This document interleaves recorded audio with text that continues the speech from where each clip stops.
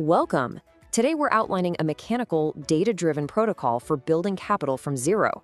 This isn't about mindset, it's about a system designed for the projected economic environment of 2027. We're going to focus entirely on the mechanics and the numbers. So, let's start with the single most critical data point you need to understand: 30%. That's the projected cumulative inflation from 2020 to 2027. Think of it as a stealth tax on your future, a mathematical erosion of every dollar you earn. And look, this isn't some abstract theory. You feel it every day. It shows up in your budget. Groceries, rent, insurance, you name it, it's going up. What this really means is that the simple act of saving and accumulating capital is, by definition, getting mathematically harder every single year. So, facing that reality, you absolutely need a system. Here's the protocol we're going to break down. First, we'll tackle Phase 1, eliminating financial drag. Then, Phase 2, building a liquidity buffer. After that, Phase 3, where we start systematic wealth compounding. And finally, Phase 4, to optimize and accelerate the whole machine. Let's get into it. All right, Phase 1. Now, the first move here isn't about getting rich. It's about stopping the bleeding. It's about neutralizing the forces that are actively working against you, pulling you backward before you can even take a step forward. This is the foundation. Let's be really clinical about what we mean by financial drag. Think of it this way. It's a guaranteed negative investment. It's an anchor chained to your net worth, and it has to be surgically removed from your balance sheet before you do anything else. So how do you do it? The protocol is the avalanche method. And listen, this isn't a suggestion or a nice idea. It is, mathematically, the single most efficient way to minimize the total interest you pay. You list your debts by interest rate, and you attack the highest one with everything you've got. It's a purely mechanical process. The goal of Phase 1? It's simple: zero.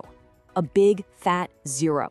The one and only objective is to get all of that high-interest consumer debt completely wiped out. Once you hit that, you've neutralized the primary threat, and you're ready for the next phase. With that negative drag finally gone, we can move forward to Phase 2. This is all about building a defensive wall, a buffer that protects you from life's inevitable shocks, so you're never forced to sell your future assets at the worst possible time. Now, I want to be crystal clear. This is not your savings account for a vacation. This is a strategic liquidity buffer. It's a tool engineered for one specific purpose: defense. Why is this so crucial? Because its only job is to stop you from making a catastrophic mistake. It gives you breathing room. It lets you handle a job loss or a market crash without panicking and blowing up your entire long-term strategy. It's an insurance policy against your own worst instincts. So, how much do you need? The operational target here is 3 to 6 months of your essential, non-negotiable living expenses. That's a runway long enough to handle most of the curveballs life will throw at you without derailing the whole plan. Only now, with the debt gone and your defensive buffer fully funded, do we even begin to talk about growth. This is Phase 3. And I can't stress this enough. Jumping to this step too early is a massive, massive structural error. You have to build the foundation first. Okay, and this is where we have to draw a hard line in the sand. On one side, you have speculation, that's betting on hype, narratives, and trying to time the market. On the other, you have systematic investing, which is all about math, historical data, and automated, consistent action. This protocol, this system operates exclusively in this second category. So the mechanics of this phase, the actual nuts and bolts, are executed through these established principles. Things like dollar cost averaging, using low-cost index funds, and automating everything. The entire point is to get the best possible exposure to long-term market returns while taking your own emotions and potential for error out of the equation. All right, the compounding engine is now running. So in this final phase, we're going to tune it up. This is all about improving the efficiency of the entire system to increase the speed of wealth accumulation. What we're really talking about here is increasing the velocity of your capital. And we're going to do that by pulling two main levers: cutting down financial drag from taxes and cranking up the amount of capital you're putting in. So here they are, the two levers. First, tax optimization. You use every single tax-advantaged account available to you. This is a non-negotiable efficiency gain. Second, and this is huge, you focus on income growth to increase your contribution rate.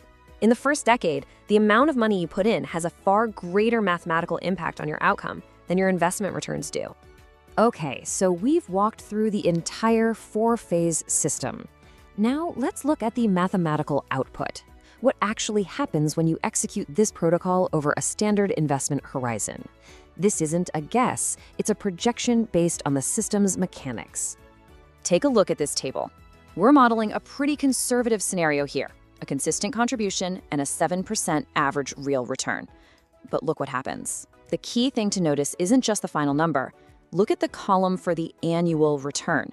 See how it starts small and then just explodes? That is the non-linear, beautiful math of compound interest at work. Now, of course, this isn't a guarantee, but it is a mathematical projection based on historical averages. So, we're not going to end with some grand statement. We're going to end with a question for you to analyze yourself. You've seen the system, you've seen its projected trajectory. The question is, what is the current mathematical trajectory of your capital? The system is just a tool. Its application is what determines the result.